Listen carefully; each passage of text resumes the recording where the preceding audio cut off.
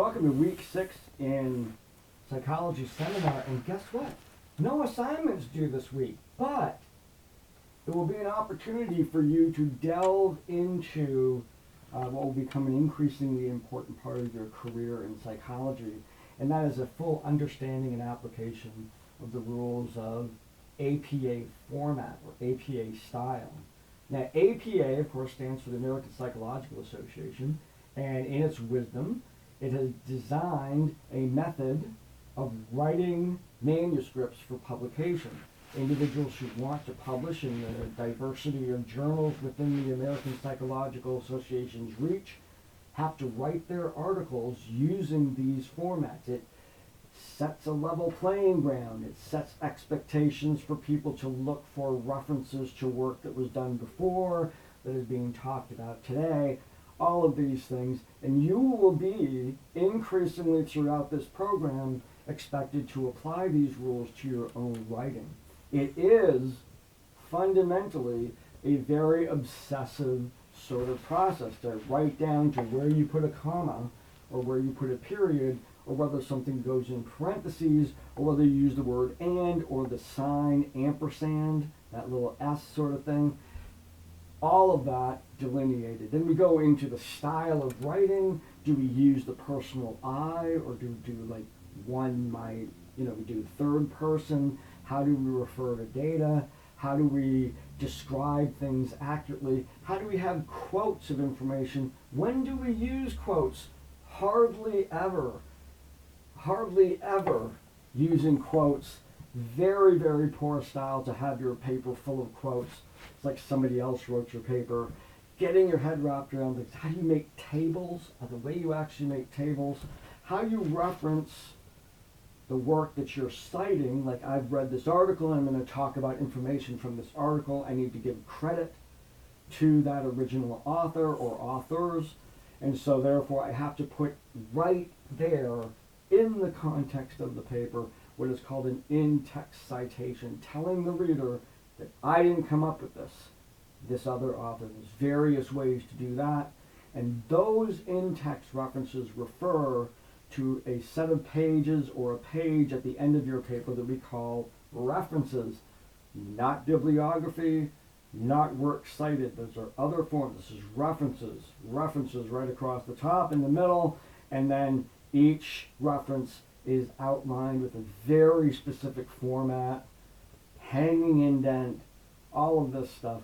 Now, and then once we're done, we want to put that title page on there. What's in the title page? You have your running header, you have the page number, you have your titles, you know what's included in the first page information, making sure nothing else occurs on that first page. It's just the title page, and then the other aspects of your writing. So this week is sort of familiarized with the resources that I've provided for you in Brightspace. So let's take a look at Brightspace. Here's the course, Lesson 5, APA Style. Got the attention part here. Learning outcomes to get yourself kind of associated with these. There's a little bit about professional writing. And in an undergraduate program, we spend most of our time looking at title pages, professional language, in-text citations and references. This is going to be the focus. This is the focus of writing style within. There's all kinds of other pieces of the APA, of the style, like how large are your margins? What do you do with, when there's just one line left and it gets onto the next page? They call that an orphan. Now, how do you reformat? All of this, lots and lots of details. We, in this program, are going to spend most of our time focused on title page, professional writing, in-text citations, and of course the references. So back to our resource here on in Brightspace.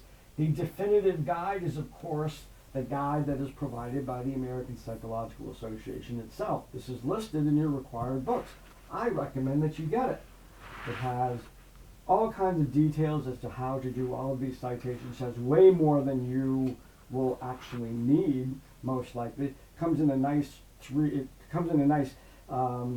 ring binder, so it lays out flat, unlike most books, so you can actually use it for reference, can have it right next to This is the Concise Guide to APA Style.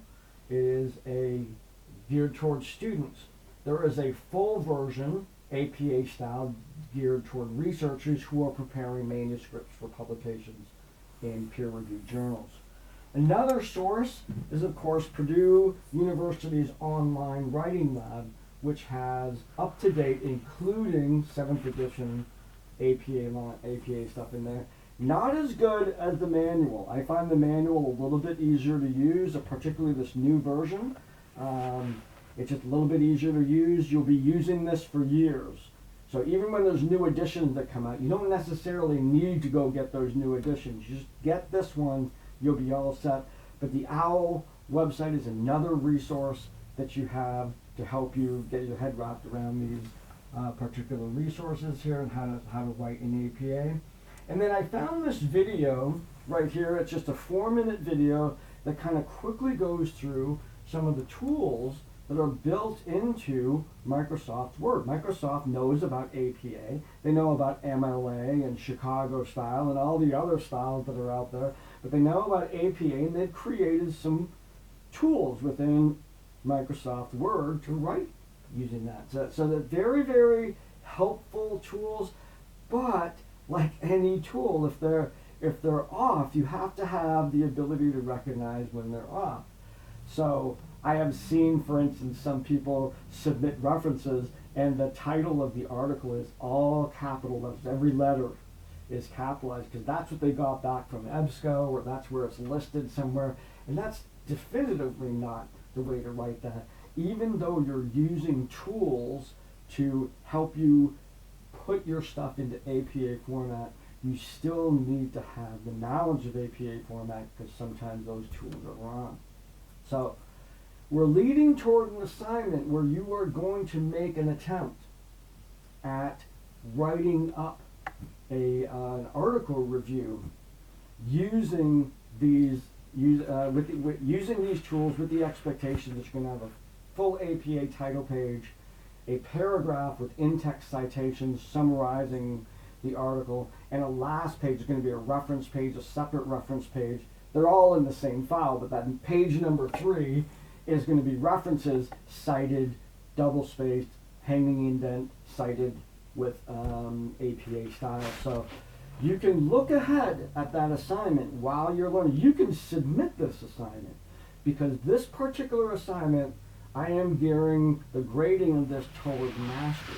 And what that means is you will be submitting the paper to me, and if it's missing anything, I'm going to grade it.